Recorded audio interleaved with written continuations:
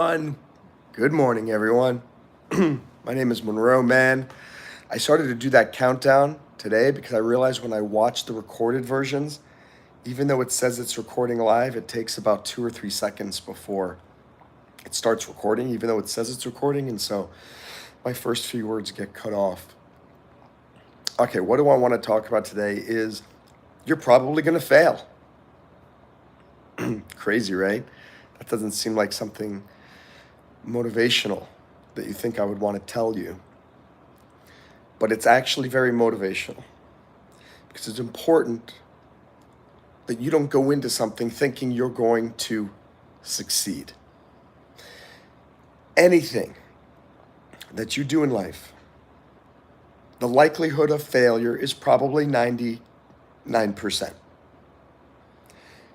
That doesn't mean you shouldn't do it because you could be the 1% who succeeds. The project could have a 1% chance of working.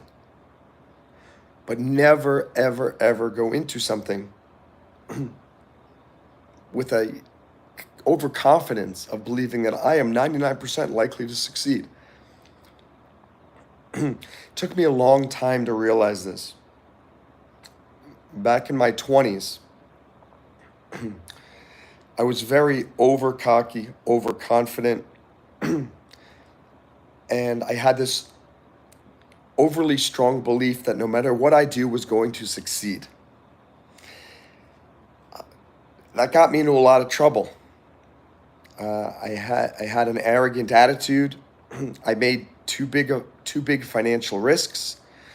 I put time and effort into something, assuming it's going to take off super quickly and avoiding everything else. I've had a bunch of accomplishments and successes in my life.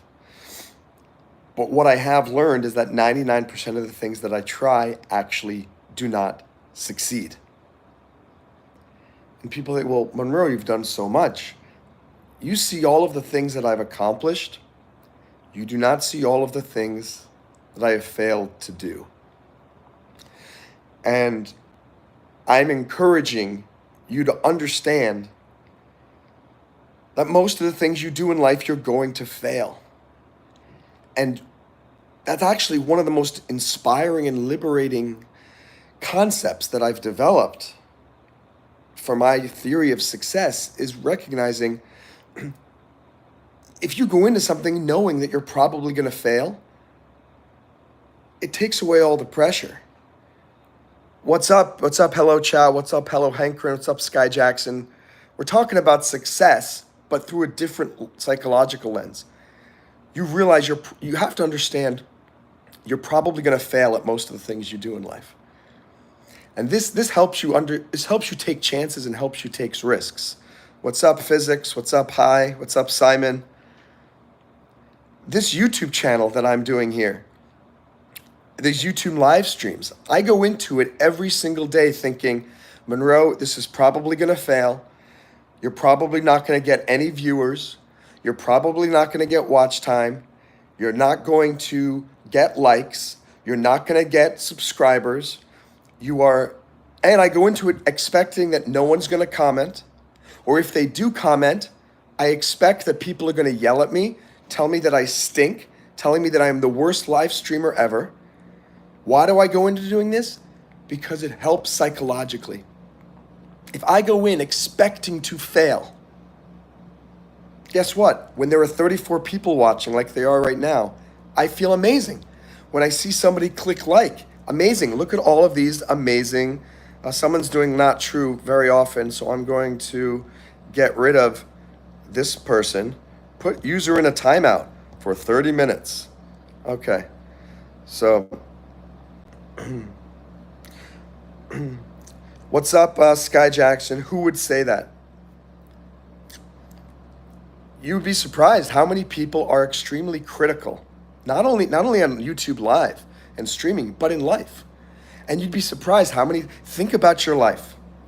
I want you to be really honest.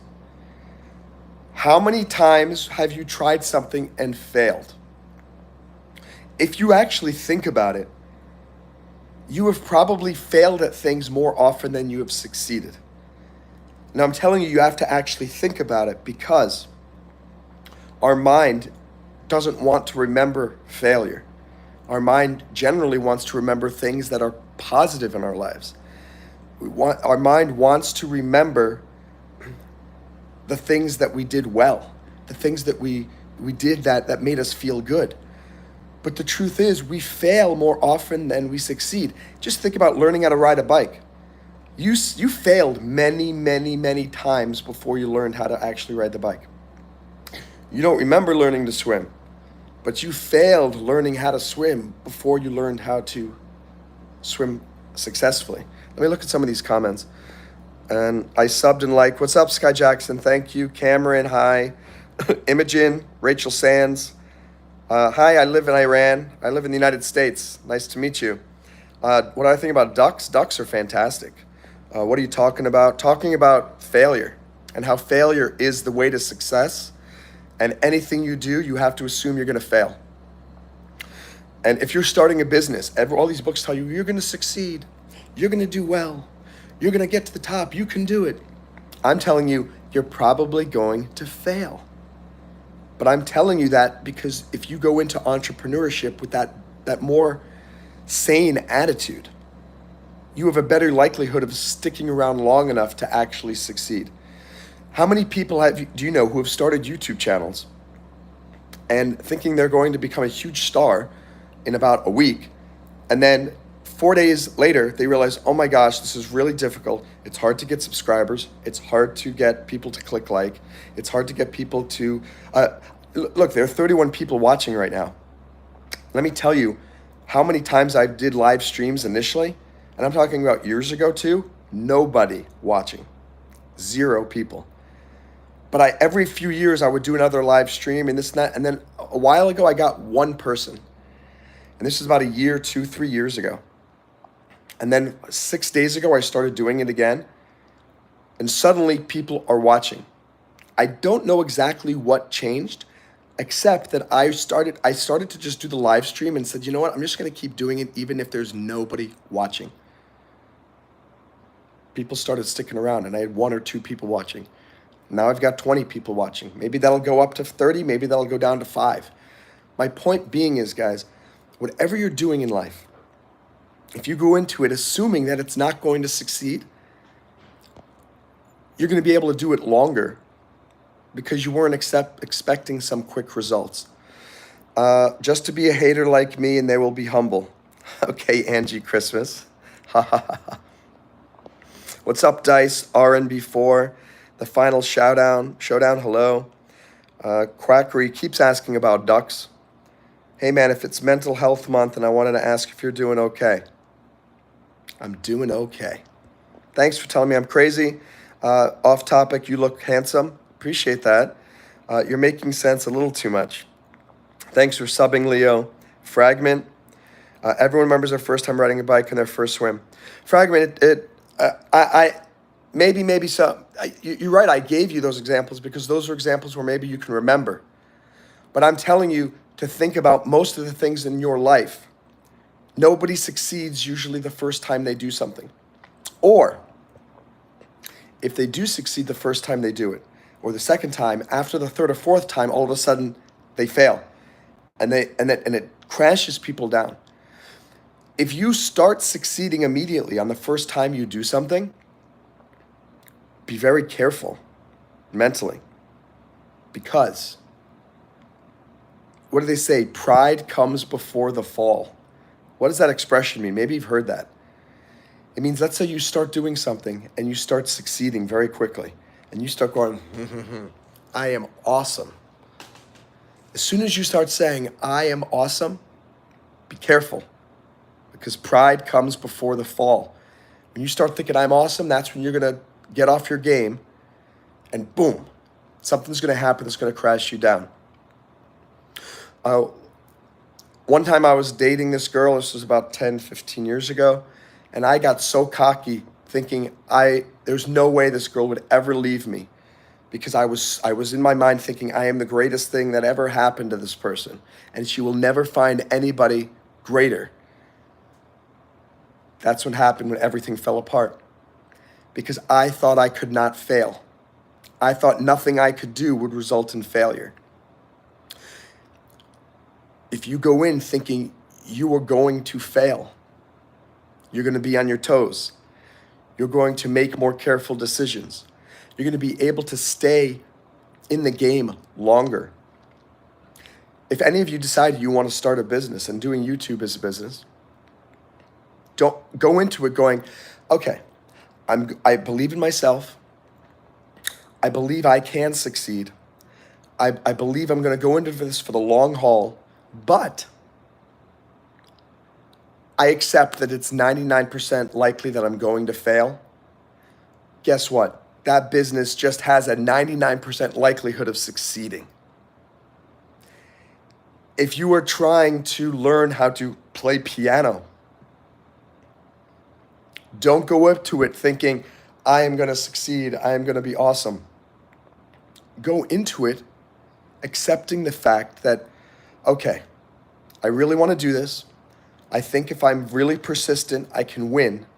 And I can learn to be such a great pianist that I can go into America's Got Talent or play for the New York Philharmonic or become one of those crazy YouTubers that does those videos in the London subway system where there's those public pianos and get millions of views. Of course, you have to believe in yourself because otherwise you're never going to try anything. But you should also accept that 99% of things that you do are going to fail. It's crazy reverse psychology when you think about it. But if you believe in your mind that you're going to fail, 99%, I'm not telling you 100%. If you believe 100% you're going to fail, then you don't even try. But if you believe 99%, that means there's 1% hope. That's all you need to keep going, is the 1% hope. I've had a YouTube channel for 20 years. I was one of the first people to start a YouTube channel in 2006. And it took me forever to finally figure out, oh my gosh, I can grow my channel massively by doing live streaming. And I only started doing it 6 days ago. In 6 days, I've got more than 100 subscribers and more watch time than I get in a year usually. It is absolutely blowing my mind. It took me 20 years to figure something out. But why did it take 20 years?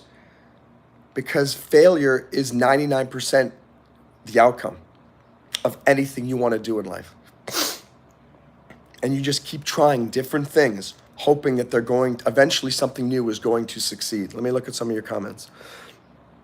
I subscribe to you, Yippee. Subscribe to this man. You're a great speaker. Keep it up. Thank you so much. DH. Subscribe. Thanks, Freddie. DHH. You're a great person too. Thank you. And all right, DHH is giving. I'm going to put this DHH in a timeout. I'm going to put him in for 10 minutes because he's putting a lot of spam comments there. Greatest Sigma on Earth. Thanks for that. Freddie Sawyer subscribing.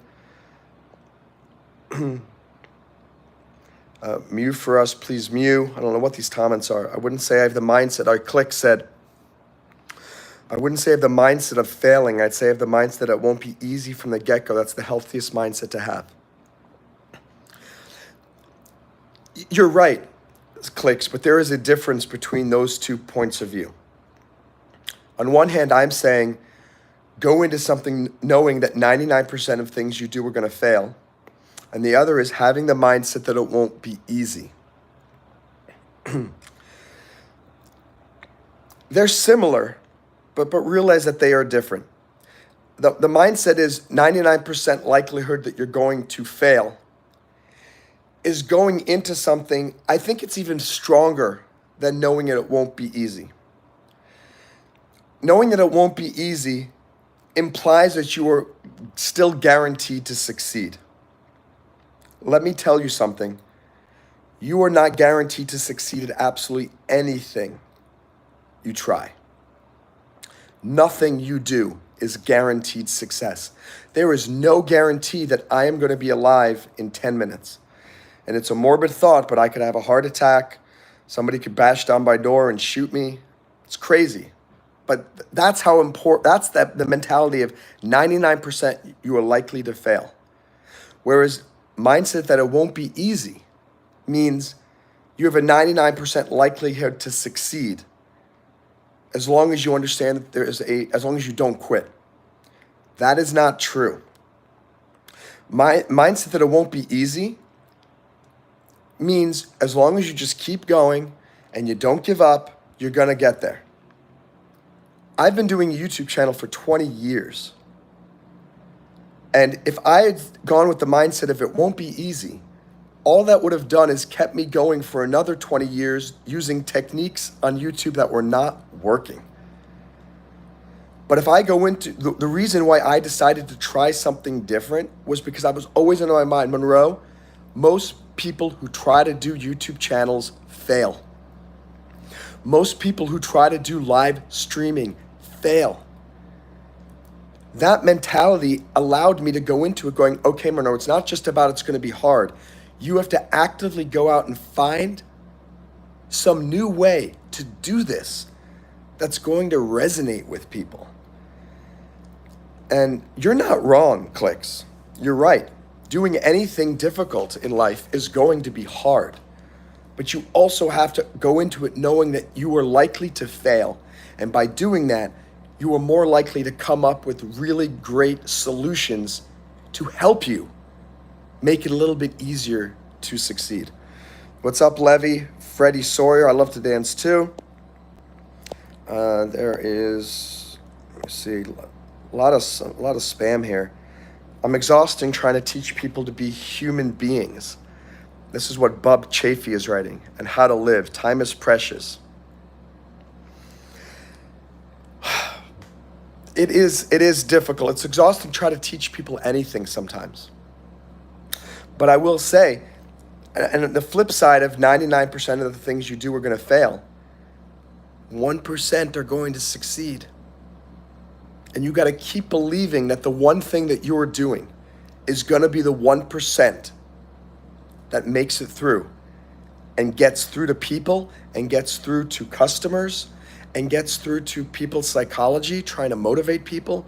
Anything you do in life, you can succeed at it.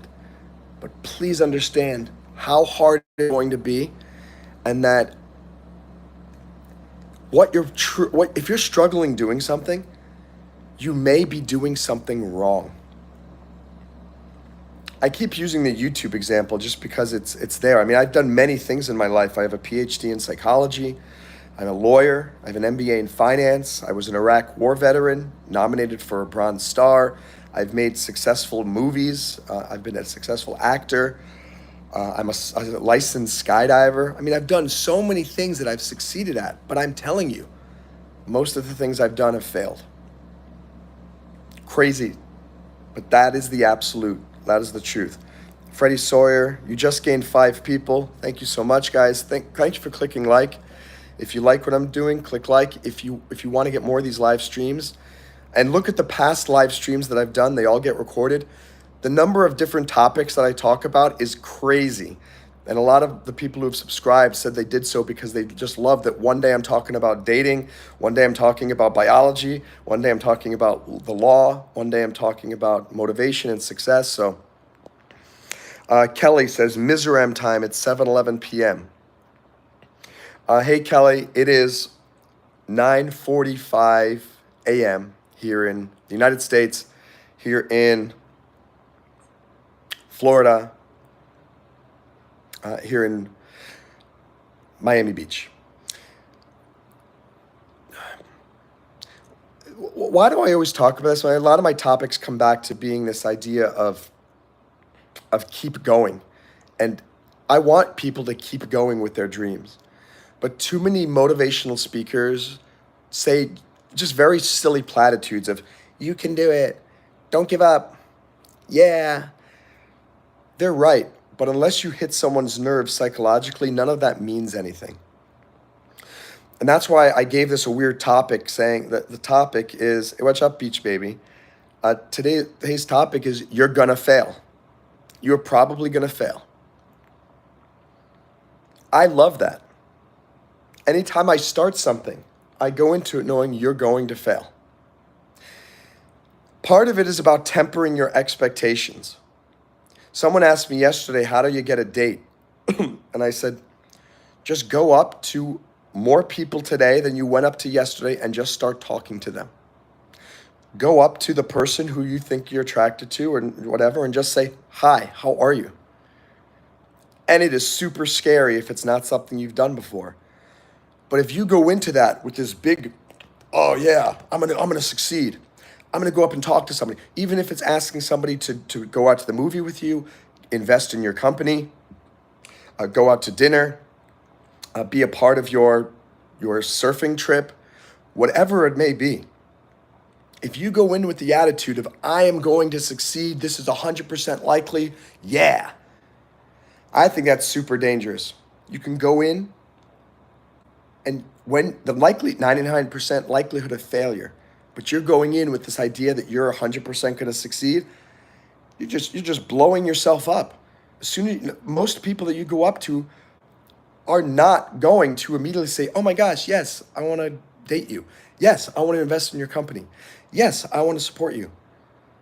Many will, and maybe you'll have a good run where the first 6 people that you ask do support you in your dreams.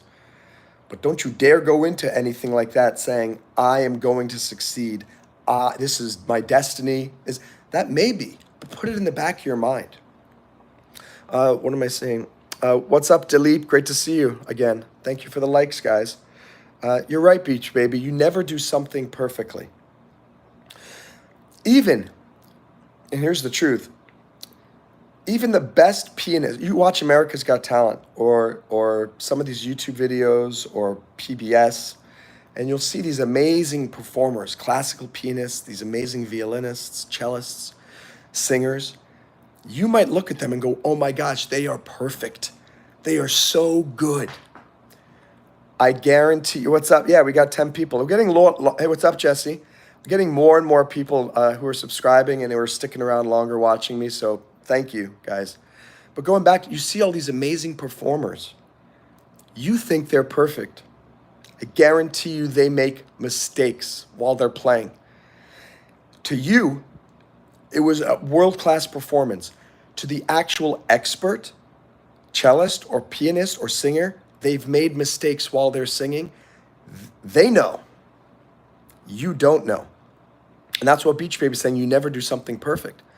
You are never going to be perfect at anything you do. They say perfect practice makes perfect performance. I'm a musician. I play guitar. I sing. You can see a bunch of my music videos on my channel. You can listen to my music and speaking on Spotify and Apple Music. Would love you to do that. Some people have said, Monroe, some of your songs are absolutely perfect. And I go, now, of course, publicly, I say, thank you. I appreciate that so much. What a wonderful compliment. But in my mind, I'm thinking, oh my gosh, if they knew what was going on in the studio, if they knew that I had to do that harmony in that way because the voice was messed up in the recording there. Oh my gosh, they don't know that the guitar had a double stroke there, a double whatever. Nothing you do is perfect. You're likely to fail at almost everything that you do. And it's so weird to think, like, what's this guy talking about? This is not motivational. It is. The only reason people are amazed at my accomplishments, and they're also amazed that I have not given up most of the things that I've tried to do. Why? Because I've always believed, I've known that 99% of the things I do, I'm going to fail. So I just keep trying. I have such a belief in myself long term that I keep going. But when I start something, even again, this live stream, I did not go into this thinking, okay, I'm going to have 100, my mission is 100 live streamers and 500 likes. No, I started today going, Monroe, 0 people are going to watch you. You're going to get 0 likes and nothing is going to work. And now I'm very pleasantly surprised when there were 7 people watching and 9 likes. There were like 24 people initially when I started. I guess because my live streams are getting more initial pull. But only 9 people stick around, 7 people stick around. You know how that would make me feel if I got into this morning going, all right, I'm going to get 40 people and they're all going to stay. My mission is to get them all to stay. That's a psychological detrimental attitude. Psychologically, that's psychological destruction. Go into it expecting zero, zero, zero, zero. And then when you get 9 likes and 11 people watching, it's like, awesome. That feels great. Let me read some of these comments. That's definitely true. They just had a lot of practice and stuff. 100%. Oh, Beach Baby, woke up 5 minutes ago. I'm watching you. So pretty good day so far. Thank you for telling me that waking up and seeing my live stream gives your day a good start. Jesse Pinkman, let me just sub to you. Awesome. Thanks, man. I'll sub to you. What's up, Blue Eagle Gorilla? And by the way, sub to each other, guys. I have 2,200 subscribers. It took a long time to do that. And you'll get these subscribers from all different ways. Ask people, go out to your friends, go up to strangers, but go into it knowing, like everything in life. Don't ask someone to subscribe expecting they're going to say yes. It's a weird dual mentality. Think about this. What's up, camera girl? Thanks, James, for subscribing. What's up? Nice to see you guys. Think about this weird psychological duality. In order to have the guts to ask somebody to subscribe, you have to have belief in yourself that some people will. But when you actually ask somebody, you have to believe that they're going to say no. It's weird. You need to believe in yourself in order to ask somebody to do something. But as soon as you're actually asking somebody to do something, you have to believe that they're going to say no. It's so weird. You need the motivation to ask, but then you just flip it so that when you do ask, you believe you're gonna fail, so that you don't get destroyed when they say no. They may say yes, but it should be. There's this weird line from a song by the Gin Blossoms. They're a band who was very famous in the late 90s and early 2000s. And in one of their songs, I think it's Hey Jealousy, it says, if you don't expect too much from me, then you won't be let down. And I'll just say it, if you don't expect too much from me, then you won't be let down. I never liked that. I never liked that mentality. If you don't expect too much from me, then you won't be let down. Why don't I like that mentality? Because it's very defeatist. Yeah, it's a good song. You guys should listen to it. And the name of the song is Hey Jealousy. And what is jealousy? Jealousy, when you expect so much from the other significant other in your life, and you think that person is maybe flirting with other men or women, there's jealousy because you want that person to be your own. And in the song is saying, hey, if you don't expect too much from me, you won't be let down. And I thought that was very defeatist. Why? Because I thought it's like, well, I want to expect a lot from you. I want to believe in you. I want to have a 99% likelihood of success mentality. But on one hand, after I've gone through life, I've realized how difficult life is. And when you constantly go into something expecting 100% success, and then you just get beaten down all the time, it's exhausting. It is physically and psychologically difficult to keep going when you keep going into something expecting to succeed. So I've learned to create a different mentality, which I'm not 100% agreeing with the Gin Blossoms. What's up? I love you, Israel, too. What's up, Kafella? Camera Girl, thanks for subscribing. Pretty good advice. I didn't even come up with that. Honestly, Jesse, I just came up with this right now as I'm talking, and it just hit me. You need to have that double psychology in your head. You need 100% confidence to have the guts to do something. But then as soon as you're about to do something, you need to have 100% confidence you're going to fail. so that you don't get destroyed when it starts to get rough. And you need to have this double. That's so weird. I never thought about this, guys. You guys are hearing something live for the first time that I don't think any psychologist or any psychiatrist or any psychological researcher has ever shared. And it just like hit me. We just did research live here, and it's coming out right now. Number one, when you want to try to do something, the only way you're going to get off your butt and try is if you believe you are 99% likely to succeed. But then as soon as you start moving forward towards that goal, you have to switch to 99% likelihood that you're going to fail. Because as soon as you start, you're going to find difficulty. Or let's say you start succeeding very quickly over the first few days or weeks. If you have this mentality that I'm going to continue, I'm 99% likely to succeed, as soon as some negativity hits you, boom, it's going to hit you so hard and you're going to crash down. So when you start something, you need a 99% confidence that you're going to succeed. As soon as you start it, it has to flip to 99% likelihood you are going to fail. Now, please click like, guys, if you like what I'm saying, and please subscribe. I do these live streams very frequently. And Beach Baby, your hair is messy. Why does long hair do this to me? You know why? Because it's a perfect example, what you just said, what I'm saying. You need to go into every morning going 99% likelihood that my long hair is going to be messy. Do that. I have a receding hairline a little bit. It's not terrible. I'm not bald, but I look at myself when I was in my 20s and my hairline was like here. And now I have a bigger forehead. Hey, it is what it is. And I use some, what do you call it? Rogaine, and I use the Propecia, the medicine that helps to prevent further hair loss. But every day I go in with the mentality of there's a 99% likelihood that I'm going to lose more hair.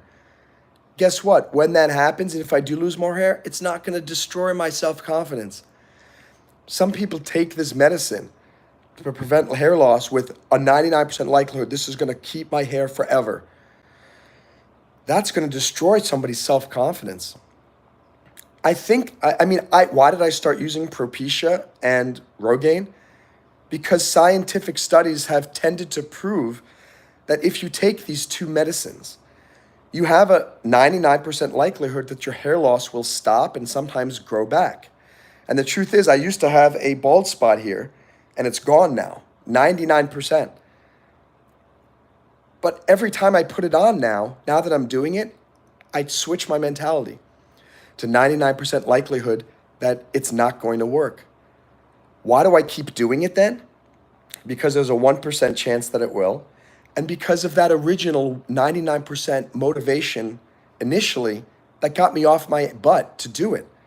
Remember, you need 99% confidence to start something. You need 99% likelihood of failure mentality to continue going despite the failures. What's up, Ahmed? Nice to see you. Of course, I love Israel. I also love Palestine too. I just think there's a big problem there right now, and I think we need to get rid of the hostages and let everybody live in peace. What's up, James Stafford? Hi, here is happiness. And do a great, Kreia wrote Free Palestine. I think that's fine. I think that's fine. I will just say Hamas should not be holding hostages. When Hamas recently, 4 Israeli hostages got released today, and I'm very grateful for that. If Palestine wants more people to support their cause, they should not be holding hostages as a way to gain more supporters. So I hope Hamas and will release the hostages soon. Of course, I like Israel. Your hair doesn't look that bad. I have a small bald spot, and I'm pretty insecure about it, not going to lie. First of all, Jesse, excuse me, I'm still overcoming your cold. Thank you for the compliment. Probably your hair doesn't look that bad either. And if you have a small bald spot, if you're younger than 18, talk to your parents about Rogaine, which you could buy at CVS very inexpensively. You can buy the local Rogaine, or look into Propecia. I use topical Propecia because it has less side effects on the body. So But I'm telling you, guy, let me just go back to this. It's always messy for some reason. I'm always wanting to do in my sleep. Probably move around. And probably. Going back to what you were saying, Jesse, we all have insecurities. All of us. The key is you can't let your you have to, it's going back to that. You have to believe in yourself so strong. Messages for review? Yeah, just some weird spam. You need to believe in yourself so much that even when those insecurities come into your brain every day, that you keep going. I'm going to list to you all of my insecurities. Insecure about my hairline. I'm insecure about how handsome I am. I'm insecure about me not weighing as much as I think I should. I'm insecure about not making enough money to support me and my mom the way that I'd like. I'm insecure about whether my businesses are going to succeed at the level that I would hope. I am insecure about whether I'm eating enough vitamins. I'm insecure about my future. I'm insecure that I'm getting older and I'm out of my adolescence and teenage years and 20s forever and moving towards the second half of life. I mean, it's a lot to take in. But I have this on my arm in Chinese. I don't know if you could see this right there. Whoop. That's a tattoo. And in Chinese, that says Mei Jiakou. What does Mei Jiakou mean? It means no excuses. People are amazed that I'm able to keep going like the Energizer Bunny. It's because one of my big parts of my philosophy is no excuses. I have insecurities. I think about them. They come in and out of my mind. But when they come in, I try to push them out as quickly as I possibly can. Because if you focus on those insecurities, you're giving power to something that may or may not be true. Jesse, you just talked about you have a little bit of a bald spot that you're ashamed of. First of all, half the people you talk to probably don't even see it. And guess what? Of the half of the people who do see it, half of them think you look handsome with it. I had a woman tell me a few months ago, I was talking about my hairline to her, and she goes, "To be honest, I kind of like your hairline." Like, what? But you realize there are some people who look really good bald.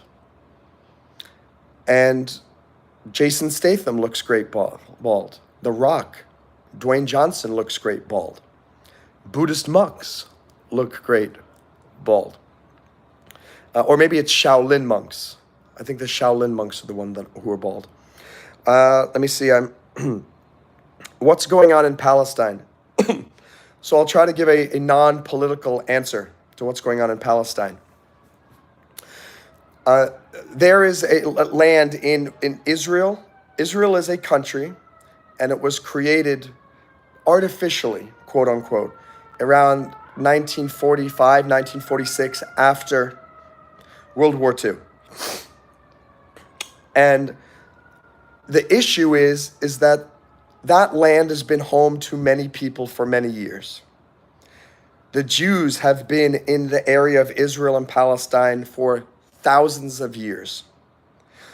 Those who are Muslim have also been there for many years, thousands of years as well. The key thing, though, is that, and this may be controversial, the Islam religion is much newer than the religion of Judaism.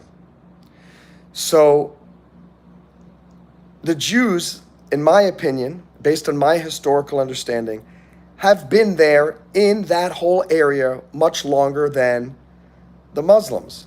Why? Because the religion Islam did not come around, I think, until the 600s or 700s, where Judaism has been around many years before before Christ, which was we're in the year 2024 right now.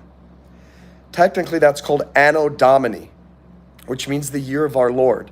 By the way, if you're just joining, someone asked me about what's going on in Israel and Palestine. I'm just giving a basic historical understanding. So we're in the year 2024. This year, 2024, whether you're Christian or not, is based on the birth of Christ, Jesus Christ.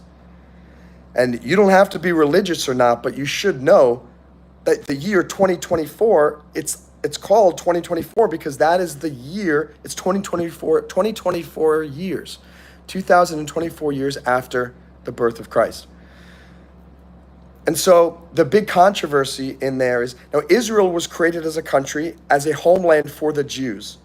The Jews had always been there for thousands and thousands of years. And they were pushed out of that area throughout history. And then there was the Holocaust in Germany and Poland and Austria in World War II, which 100% a fact, the Nazis, not the Germans, because not all Germans were Nazis. There were some wonderful Germans during World War II who were helping the Jews and who were trying to fight against Adolf Hitler. But the Nazis started this thing called the Holocaust. And the Holocaust was the Nazi plan to get rid of all of the undesirable people. And the majority of those were Jewish people.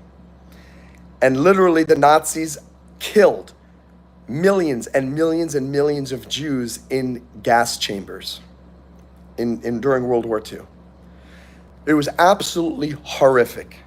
My dad was in World War II. He was Jewish, but he was fighting as part of the United States Army and then the United States Army Air Corps against the Nazis and the Japanese. So after the war, the UN and the Allies said we need to do something for the Jews. They've been kicked out of almost all of these areas of Europe. We need to create a homeland for them, back where they were originally from, which is the area of Israel. And so they created Israel. And I understand that it's very controversial because it was basically created out of land that maybe wasn't completely Jewish at that time, but it was in the past. So I get this. And I understand the Palestinian perspective, because even though the Jews may have been there for thousands and thousands of years, the Muslims did end up becoming more a part of it in more recent years, in the more recent hundreds of years. And so Israel was created in the mid-1940s, and it was a place where now Jews could go where they would not be persecuted. And it's important that people understand history when they understand what Israel is. And you think I'll explain how this has to do with you are probably going to fail, because I will bring this back around to talking about the main topic about having this good mentality of you're probably going to fail. They created this homeland, this new country in Israel, artificially created, yes, out of some different lands, because the world at that time didn't know what to do with Jews. Where can we put them so they have a place to go where they're not going to be persecuted anymore? It was horrible back in the 40s, and the Jews felt they were trying to be exterminated by the Nazis. I mean, just think about that. Wherever you live right now, imagine some government and some organization and some group of people, their mission was to kill every single person who looked exactly like you and who believed what you believed. That's really, really difficult.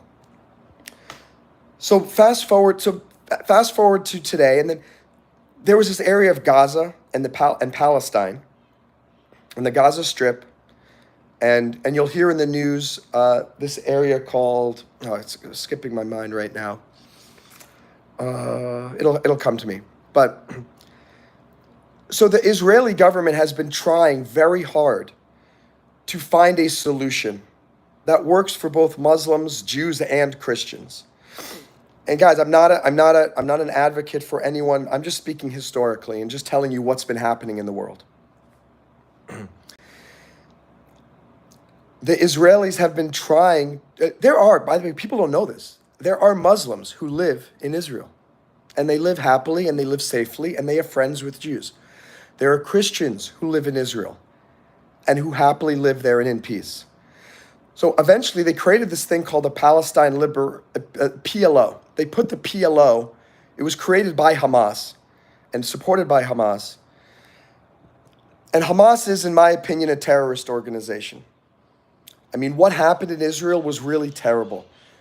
Israel was not attacking Palestine. This Hamas organization just came over the border into Israel during a picnic. And they just killed random civilians, some of whom were American, some of whom were British, some of whom were Israeli. And they captured these people. If they didn't kill them, they captured them and took hundreds of hostages. I don't care if you support Palestine, but if you support Hamas and taking hostages, it's the same thing of saying, hey, if you need money, it's okay to go to a bank with guns and hold the innocent people in the bank hostage because you want to have ice cream on Fridays at school. Maybe you have an amazing cause. Maybe having ice cream on Fridays at school is everything and is so important. But no one is going to support your cause if you go to a bank and hold people hostage to try to support your cause. There are a lot of the people who are supporting Free Palestine, they're locking themselves in front of highways, hurting people's commute to go to work to make a living.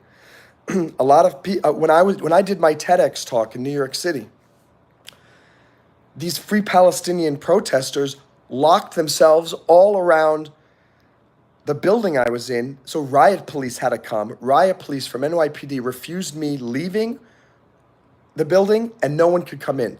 For an hour and a half, I was stuck at NYU in this building because of these Free Palestinian protesters.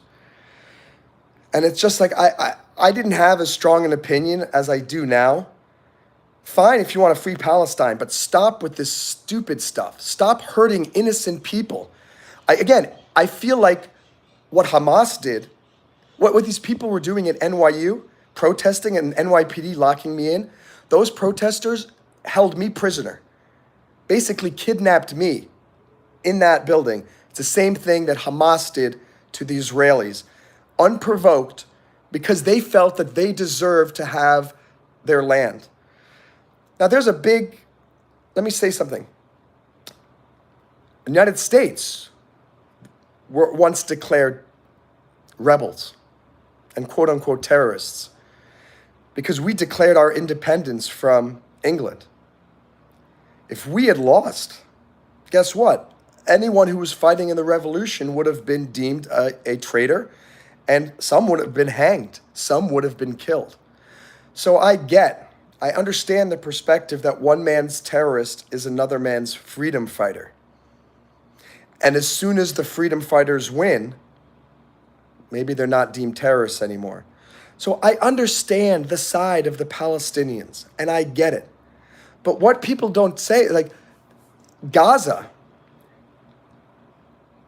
and Palestine have been relatively independently run by the Palestine Liberation Organization for many years. And they basically, it's 95% Muslim. Maybe it's 100% Muslim. I don't know. But I mean, they were basically living in Israeli territory. Palestine is part of Israel. Israel is a country, and Palestine is just a territory within this country of Israel. And Israel has been so gracious to say, I understand there's a problem here. We will just let you live by yourself over there. And there was no tension. There was no problem until October 7th, when Hamas decided we hate Jews, we hate Israelis, and we want them gone. There's in the Palestine Liberation Organization and the Free Palestine Movement, there is a statement from the river to the sea. And maybe you will have heard that, from the river to the sea. It's not a good statement because the river is the Jordan River and the sea is the Mediterranean. The statement is, from the river to the sea, Palestine will be free. Israel and all of the Jews are in that area from the Jordan River to the Mediterranean Sea. That means Hamas and the people who want to free Palestine, they want the eradication of the entire Israeli state and the Jews, because they're saying, from the river to the sea, Palestine will be free. And a lot of people who scream that don't understand what they're saying.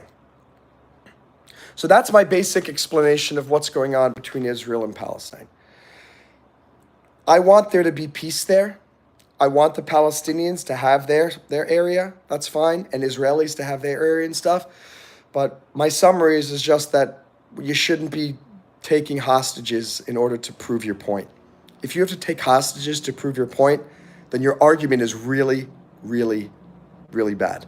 Let me read, before I look at the comments, let me just bring back what I was talking about with Palestine and Israel to what I was talking about before, which is 99% of the things you do are going to fail. Let's just use that, the Israel and Palestinian argument. The Palestinians, if they really do want freedom, they have to go forward with the mindset of 99% likelihood they are going to fail. If they went into it with 99% likelihood I'm going to fail in getting a free Palestinian state, I think they would be a lot more careful about how they approach it. I think they would be a lot more creative. The fact that they are going to such lengths and not using diplomacy, but instead using hostages, they've lost so much support, and Israel has gained so much support. And I feel bad in some ways for the people who were supporting a dual state and a true free a Palestinian country, because I don't think they're going to get it now. I think they're less likely to get it because they went into this thing, we're going to take hostages and we are going to win no matter what it takes. I think it was a mistake. All right, let me look at these. Beach Baby asked what's going on in Palestine, and I gave a little bit of a description. Maybe we'll have a full live stream about that, and we can talk more about it. You work at a church. You mean Baptist James. All right, Jesse Pinkman, a list of your insecurities. Let me share them. I gotta take a pill for my sniffling because I don't want to bore you. Thinking of insecurities, I'm really insecure about my sniffling nose here. So I'm going to take a Sudafed and I'm going to take a Benadryl while I look at this. Here's a list of my insecurities. Acne, face, your weight, your legs, your stomach, bad grades that you had, so your height, your old scars, and a lot more, but I know I should stop focusing on that. I'm giving you a thumbs up. I hope you guys will give Jesse a thumbs up. And please give me a thumbs up on this live stream if you find this interesting, and please subscribe to this channel. I'm taking my anti-sniffling medication now because I'm still a little sick. I want to take that. And Jesse, you're absolutely right.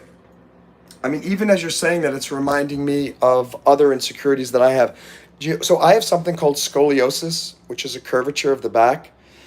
And if I had the scoliosis fixed when I was younger, when I was in 8th grade, when they did the scoliosis screening, I would be 2.5 inches taller right now. So I'm 5'11". I'd be 6'1.5" if I had the scoliosis brace. But I felt insecure when I was younger. And I told my mom said, I think you should get the brace. And I said, no, I don't want to wear the brace because I'm already not popular in school. That'll make me more unpopular. And As a result, I've got back pain in my throughout my whole life, and I'm 2.5 inches shorter than I would be otherwise. But you got to get over it, and I deal with it. And despite the scoliosis, I've done amazing things: joined the military, gone skydiving, ride my bike all the time. Despite my insecurities, despite my deficiencies, I still move forward. By the way, these pills are just over the counter, Sudafed and Benadryl. I'm not doing anything improper. This way I won't. I can't even talk because I got this pill in my mouth. Hold on. Okay.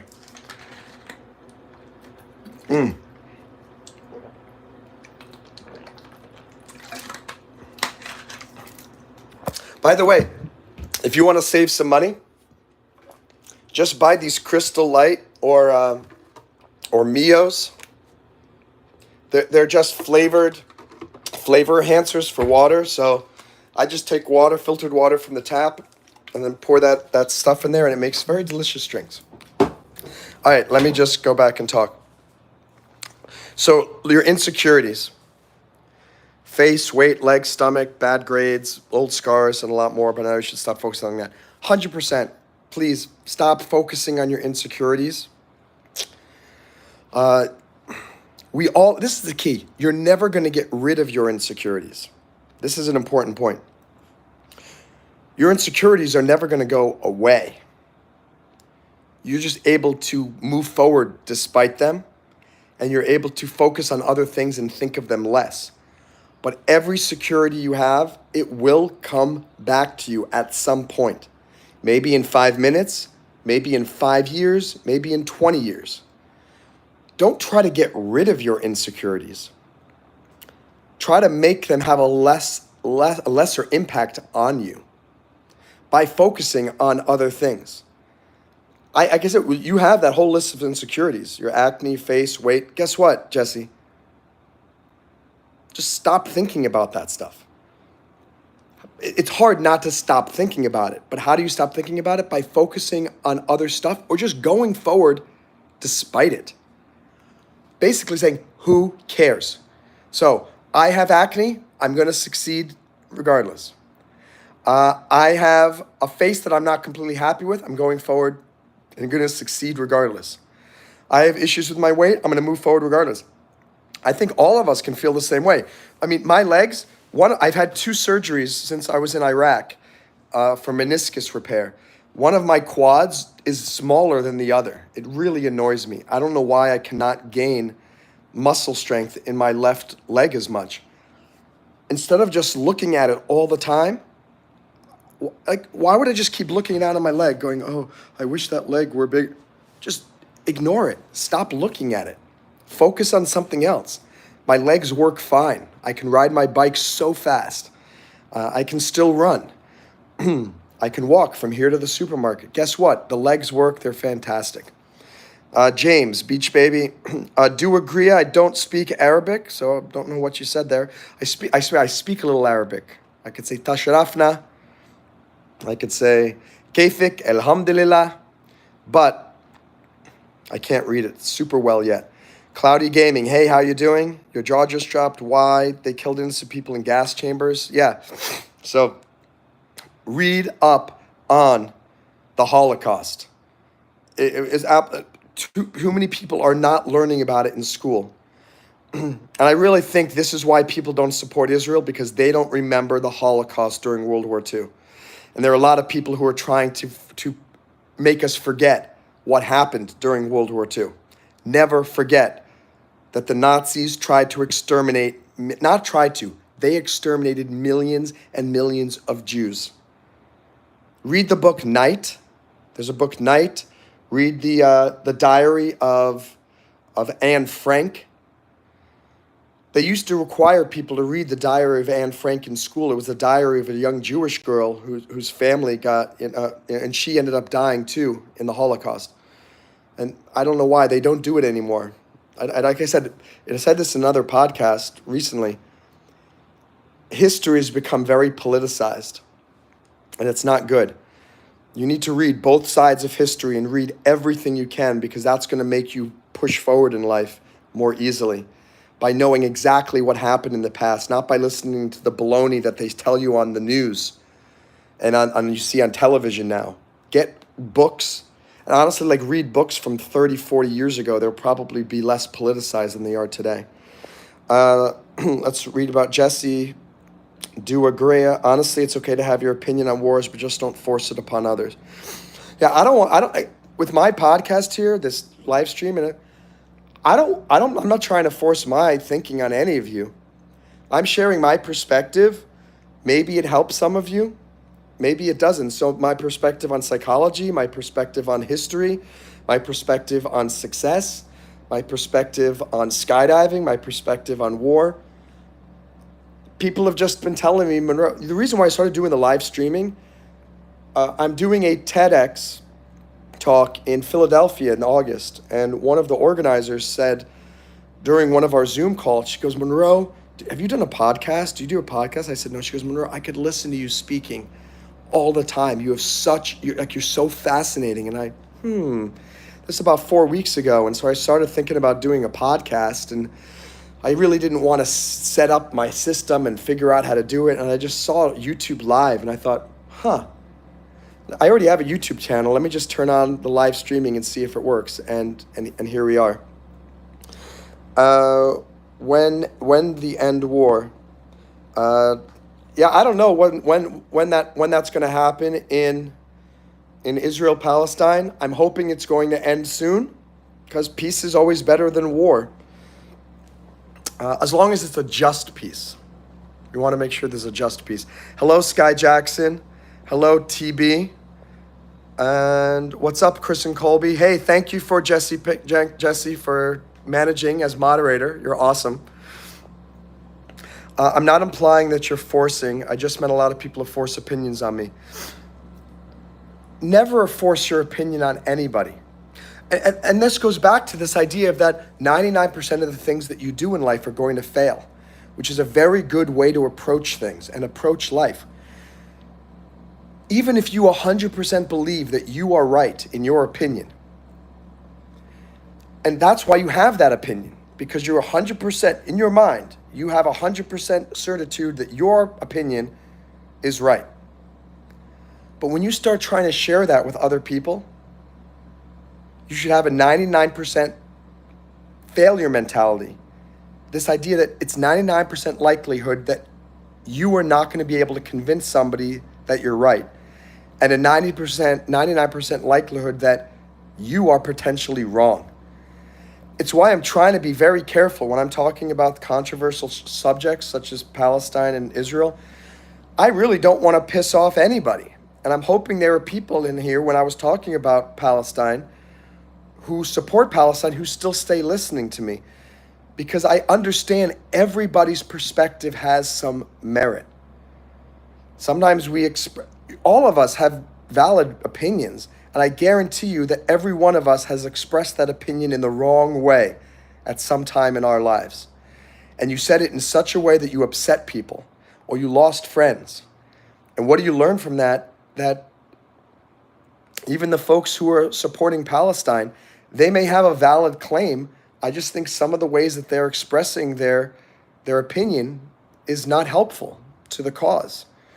And at the same time, there are some people who support Israel who are not helping their cause because of the way that they are expressing. And so I'm trying to, and I have to be very careful. My gosh, this is a YouTube live stream that is being recorded. That's going to go up on my channel soon, and that's going to follow me around. So I have to be careful about how I express my opinions too, because I don't want to get blocked. I don't want to get censored. I don't want to lose friends. Very careful.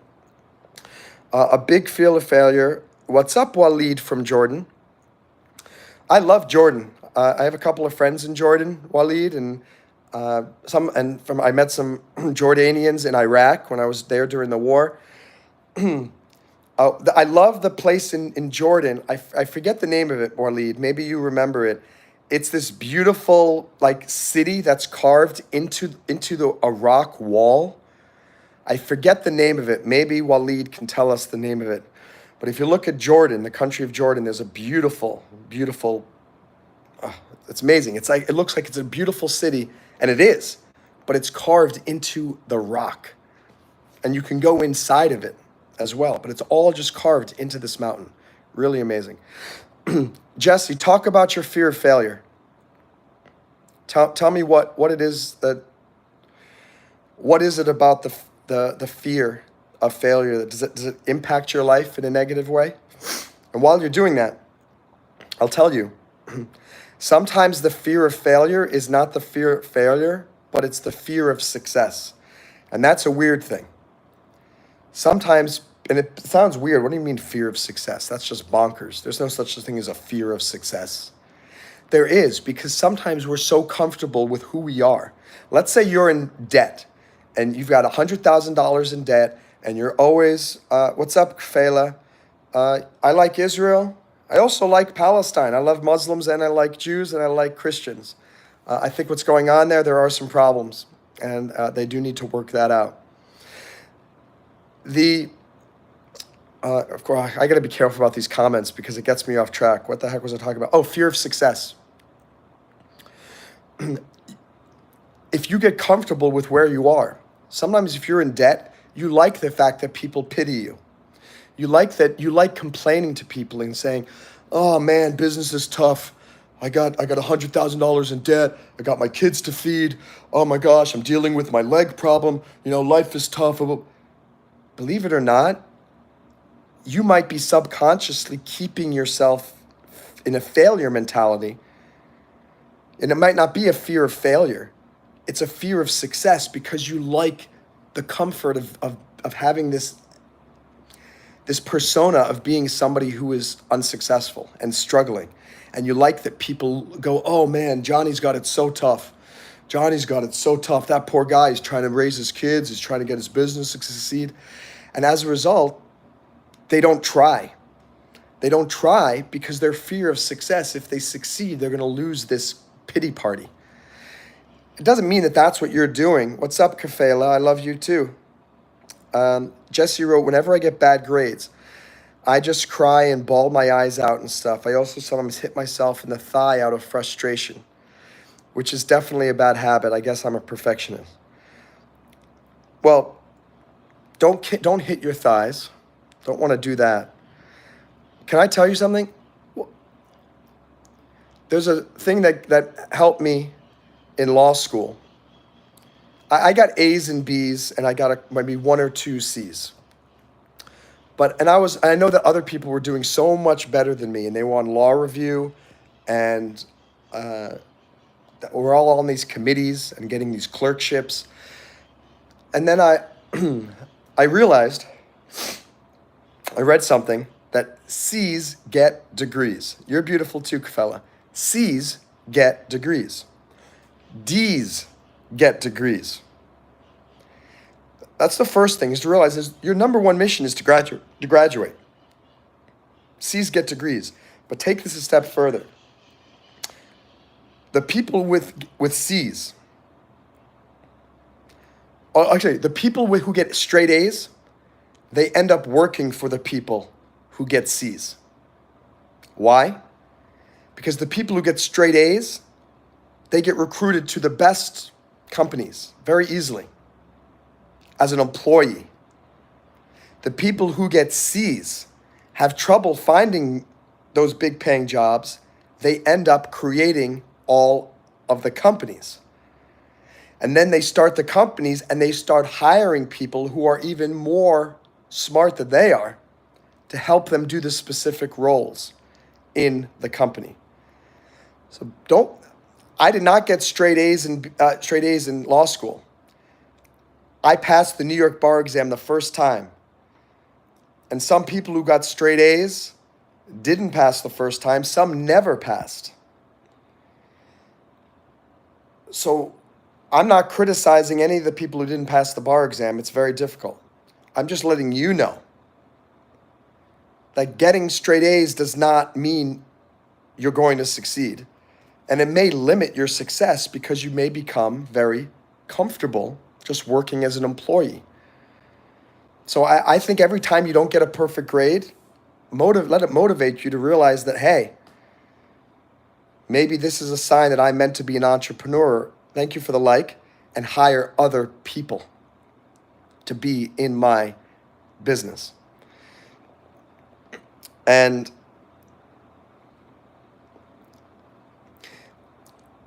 enough with the perfectionism, Jesse. Like we talked before, you're never going to be perfect. Beach Baby said earlier that nothing we do is going to be perfect. Even the best pianists performing at the New York Philharmonic Orchestra, or actually, by the way, Philharmonic, I wonder if there's a piano in the New York Philharmonic. I'm sure there is. I'm not sure. No one is perfect. You can strive to do your best. Strive for perfection, but accept that anything you do will be imperfect. The other thing to think about is good now is better than perfect never. I love this. People attribute this quote to me, but it's not me. I read it on some inspirational placard or something that I read once. Good now is better than perfect never. If you're a perfectionist, you're never going to try something and you're never going to move on. It blows my mind when people say they want to start a business and they say, oh, I'm trying to come up with the perfect name first. Stop trying to find the perfect name. Or they say, oh, I'm trying to come up with the perfect website. Or I'm trying to find the perfect business partner. Or I'm trying to do the perfect this. It's bad advice. You are never going to have the perfect anything. So good now is better than perfect never. Start with what you got and improve it as you go along. Let me read the comment. I guess you're right. I just can't stop stressing out about school since it's stressful and hard. I have to pass my test so I could switch schools to my dream school. That's fine. First of all, I'm sure you'll do better than you think. Secondly, believe it or not, if you don't get into your dream school, it could end up being the best thing for your life. I had a dream job that I once wanted to have, and I didn't get it for many reasons. I'll talk about that on another live stream one of these days. But everything that's happened in my life since then, I'm grateful for. And it still hurts sometimes. Sometimes I think about it, but there's no way. If I had this job, other job, my dream job, I would not be doing this live streaming now. And I'm so excited about it. I'm so happy to be doing this live streaming. I'm so happy to be here with you. And it never would have happened if I had had my dream job. I'm not telling you not to continue to pursue your dream job and your dream school. But I'm telling you that just because you get into your dream job or your dream school doesn't mean it's going to be your dream job or dream school. It may be terrible. And just because you don't get your dream job or your dream school or your dream guy or your dream vacation, that might end up leading to you to the dream scenario that you could never have imagined. We don't know. Thank you for the kiss. I send you a kiss back. Appreciate that. And I thank you guys for the likes. Excuse me. I hope you guys will subscribe. Kafella was timed out by Jessica Pinkman for 300 seconds. Cool. Oh, by the way, what did Kafella say? Because that person was saying good things for a while. I don't know what that was, but no. My current school is filled with racist, homophobic kids, and the dream school is so accepting and well. Jesse, again, don't focus on the negative that's at the school. Focus on the positive. There are people who are accepting of you. And there are people who are accepting of me. You have to ignore the critics. That was an accident. Sorry. Okay, well, be very careful because I might have just lost maybe lost somebody if they thought that was. So make sure you apologize to her or him. I definitely don't want to lose subscribers because they got timed out by accident. So be super careful. By the way, I'm trying to think what else to say. just be. There are haters everywhere. No matter where you go, there's going to be someone who thinks you stink. No matter how, even Brad Pitt or Angelina Jolie or Whoopi Goldberg or something like these people who are good looking, successful, wealthy, there are people who do not like them. No matter where you go, you're going to get critics. And guess what? If you guys want to be successful in life, please get used to criticism. And right now I'm criticizing Jesse for accidentally timing out Kafella. By the way, Jesse, go to Kafella's YouTube page when we're done here and find a comment or something and leave a comment and apologize to her if it was an accident, because we don't want to lose people like that. But there, I'm giving a little criticism of Jesse. People, you're going to get criticized. Look, Jesse, we just talked about if you want to succeed in life, you have to be willing to take criticism. Jesse stepped up and said, hey, I want to be a moderator here on your channel. I said, sure. I don't even know what the heck that does. And now he's doing that. And now he made a mistake because he took a chance to move higher by being a moderator. He made a mistake because that's what's going to happen when you try something new.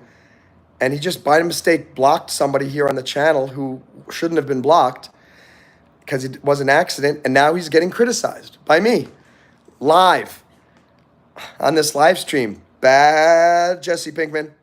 Bad Jesse Pinkman.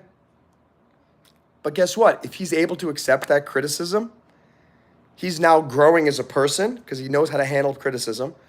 He's growing as a YouTube live moderator because now he knows, oh my gosh, I have to be really careful so I don't block people here on the feed accidentally. What's up, Nicolo Pacolo? Very nice. Good to meet you, Nicolo. Where are you? Nicolo Pacolo sounds like a Greek name. I don't know if any of your names are actually real or not. Thank you, Jesse. Yeah, please tell that person to come back and say it was an accident, and that we'd love that fellow to be a part of our channel. For any of you who are new here, would love a like. The likes help me rise up in the algorithm. It's not for my ego. It allows more people to find the live streams. And certainly click subscribe. Would love you to be a part of this when I do more of these live streams. So just so you know, probably going for about another 15 minutes. And I'm going to take a break. I want to keep my voice good. What's up, Dutch Ball? Hello. Nice to meet you. I took my 2 pills and I'm still sniffling. I don't understand. Maybe I need to take another one later. Be careful when you take Benadryl, by the way, because it can make you very sleepy. Yeah, I'm okay. I'm all right. I'm happy that you're here, Dutch Ball. I mean, guys, can we all give a round of applause for Dutch Ball? So happy that Dutch Ball has joined us. Are Dutch balls better than French? That sounds really bad. It sounds pornographic. But I'm thinking of regular bouncy ball. Are Dutch basketballs better than French basketballs? Or American basketballs? I don't know. Thanks, Dutch. I appreciate that. Thank you for the like. Thank you for subscribing. Going back to what Jesse said before, you're going to have haters no matter what you do. And the more you do, the more haters are going to come out of the woodwork. Why? The more successful you become, the more jealous people start to show their faces. You have to be willing to put up with it. You have to put up with it. You cannot succeed in this world if you cannot accept criticism. If you can become one with criticism, you will be much happier.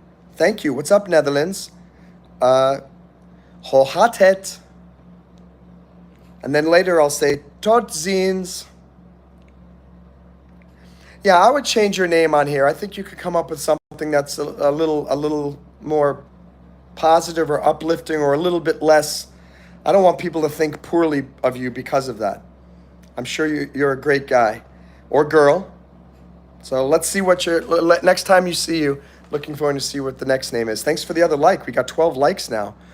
Really appreciate that, guys and girls. Learn to accept criticism. You know what? I'm gonna start off. I'm gonna help you to learn to accept criticism by giving you some criticism now. And when I say it, I just want you to say, yeah, whatever. Ready? You're ugly. I hope you said it. Yeah, whatever. You're stupid. Yeah, whatever. You're fat. Yeah, whatever. You're too skinny. Yeah, whatever. You're gonna fail. Yeah, whatever. You were never gonna amount to anything. Yeah, whatever. Every day people say that to me. By the way, the number watching went from 12 to 7 with that, what I was just doing right there. Guess what? Yeah, whatever. I don't care. Oh, it's back up to 13 again. My point being is people who criticize you are criticizing you because you're doing something that threatens them, because you're doing something that makes them feel bad about something they feel bad about. Criticism of you is more about the other person. Dutch, I need to wait 5 days before I can change your name. No problem. That's good. Your name is not bad. Dutch Ball is fine. If you want to keep it like that, cool. But if you want to change it, you can. That's actually, your username is still pretty cool, Dutch Ball. Yeah. It's not bad. My name is actually Tommy. Honestly, I think if you have a username on here, maybe Dutch Tommy or Tommy Dutch. Tommy Dutch is a cool name. What's up, chicken nuggets? My favorite chicken nuggets are, I think, at Wendy's and McDonald's. Burger King ones are okay, but I like burgers at Burger King more. What's up, Gemma? Nice to meet you too. Hope you'll click like. Hope you'll subscribe to my channel. My name is Monroe Mann. I like to inspire people, talk about history, talk about psychology, and I'm going to do a live music stream soon too. I will do that. McDonald's chicken nuggets are the best. Dino Nuggies. What's a Dino? Oh, is that like McDonald's, McDino? I don't know what Dino is. Maybe that's a new type of restaurant. And I have a history question for you. I'm ready. Let's go. By the way, 13 likes, that's amazing. I think this is the highest number of likes I've gotten in a live stream. If we get to 15, that'll be rocking. Bring your history question to me, and I shall answer. I subscribe to and like the video. Thanks, chicken nuggets. Thanks, Gemma. Dino nuggets are dinosaur nuggets. What the heck is a dinosaur nugget? Are you eating dinosaurs? Jesse, you should not be eating an extinct species. That's not very nice. What was Russia called in World War II till 1991? So Russia used to be called the USSR, which was the United Soviet Socialist Republic. I believe that's what it stands for, United Soviet Socialist Republic. And the USSR was a very communist nation. And similar to, it was communist both in political system and in economic system. So Russia today is now called the Russian Federation. And it is certainly more of a free market economy. And it is more of a democracy, even though Vladimir Putin has been the president forever. But the people in Russia have more freedom now than they used to. I went to Russia once in 1998. I visited Moscow. I visited St. Petersburg. And I'm hoping to go back there sometime soon because it is a beautiful country. China today is also a joint communist capitalist system. They don't have freedom of speech there. It's a centrally planned economy and government, but the people are treated fairly well and have a lot of economic freedom there. Whereas opposed to communist Cuba, Cuba is completely communist in every way, and the people don't have much economic freedom or political freedom. So, another history question. Bring it on. Let me see. Chicken nuggets shaped like dinosaurs. I'm sorry I'm eating extinct species. I try to stop using my time machine. Thank you. My parents are born in the USSR. Very interesting. Chicken nuggets shaped like dinosaurs. But where can you buy dino nuggets? Can you buy them at McDonald's or Burger King? This is a very important conversation. Very important. What was the Netherlands called in 1600 and World War II in Asia? Now you're testing my abilities. So the Netherlands called in 1600. I would tell you I do not know. And what do you mean by what was World War II called in Asia? Because Asia involves a lot of places. There's China, there's Japan. I know China and Japan may have called it different things. The Dutch Empire, very interesting. Let's all give a subscription to Dutch Ball and a thumbs up to him. When Netherlands got Indonesia. Fascinating. I didn't know that Indonesia was once a Dutch colony. Fascinating. Thank you for sharing that. And what do you mean by what was World War II called in Asia? I think everyone wants to know what you're talking about there. That would be fascinating.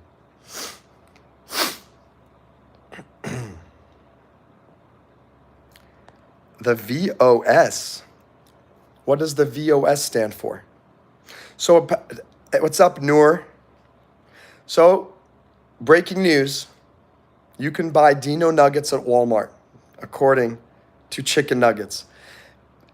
And I would believe that Chicken Nuggets knows where you can buy Dino Nuggets because he's got Chicken Nuggets in his or her name right now. So you can buy them at Walmart. What's up, Noor? Welcome. I hope you'll subscribe. I hope you'll click subscribe. Great to have you. I'm going to finish up with a little summary of what we talked about today. The main concept, which was the way to succeed in life is to prepare for failure. The way to succeed in life is to believe that you're 99% likely to fail.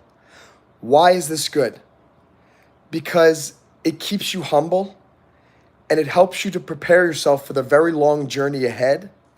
And it helps inspire you to constantly come up with new solutions to your problems. Because everything that you try is going to be difficult at some point.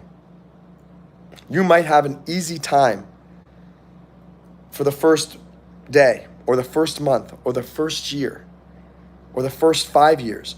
But one day, something is going to happen that's going to be really, really difficult. And you want to always be in your mind, be prepared for failure.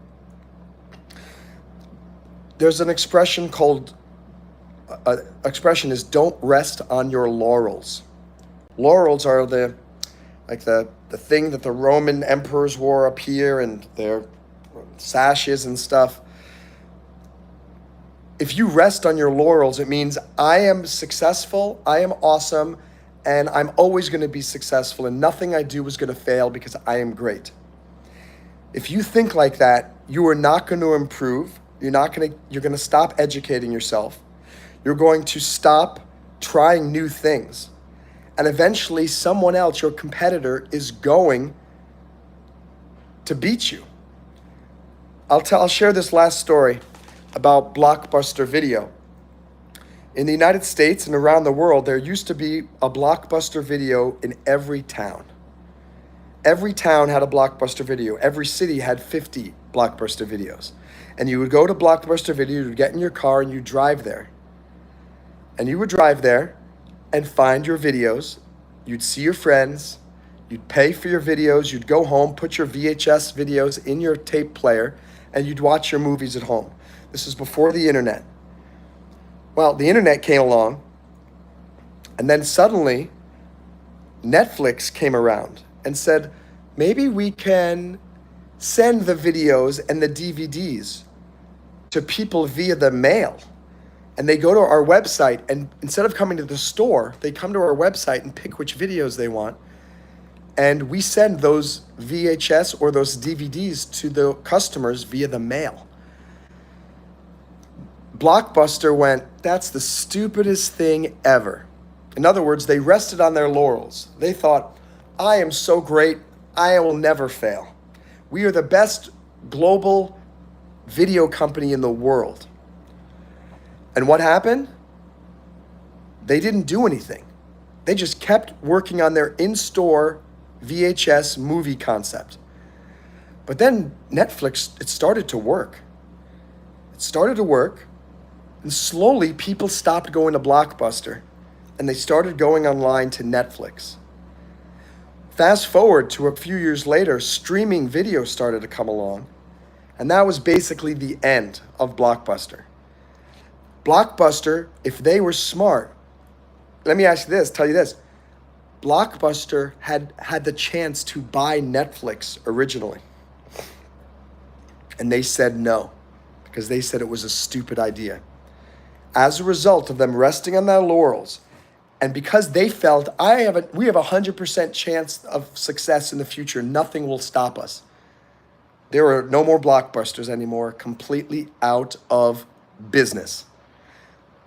Thank you, Dutch. I'm going to read those comments in a second. Blockbuster is gone. And now Netflix is here. Now Netflix, people are thinking Netflix is the top. Netflix can never fail. Well, guess what's happened in the last 10 years? How many streaming companies are there? Apple TV Plus, Hulu, and Disney Plus, and Roku, and Acorns. There are so many competitors now, and they all do the exact same thing that Netflix does. So now the big question is, who is going to dominate? If Netflix is smart, they're going to remember what happened to Blockbuster and realizing if they don't continue to innovate, they're going to fail. If they keep moving forward thinking we are the best, nothing can stop us, we are 100% going to succeed, maybe in 5 years, Netflix is out of business. And there's some other company that virtual reality is the latest thing. If you haven't yet, go to the Apple store and do the free Apple Vision Pro demo. I really think that's the next phase of movies and television and computing. It blew my mind, this Apple Vision Pro demo. Thank you guys for clicking like. If you like what you're hearing, please click subscribe.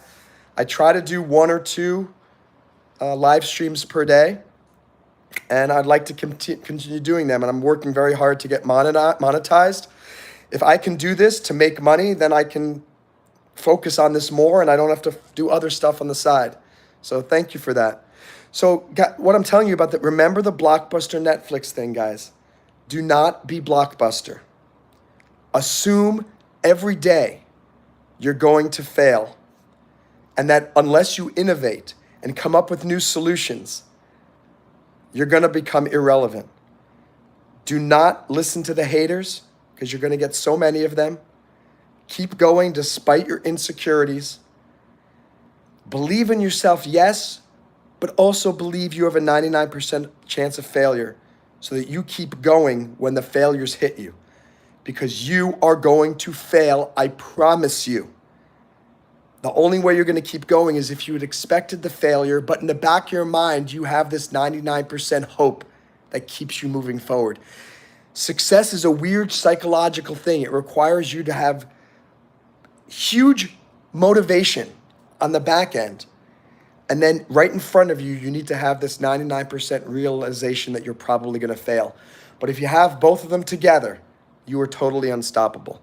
Let me look at the comments here, and then we'll close out. I think it was the most successful business in the world. It was huge. Blockbuster was crazy. The guy is speaking facts. I'm going to clap for this. Thank you. Thank you for the reel. One of the best streamers. You guys are awesome.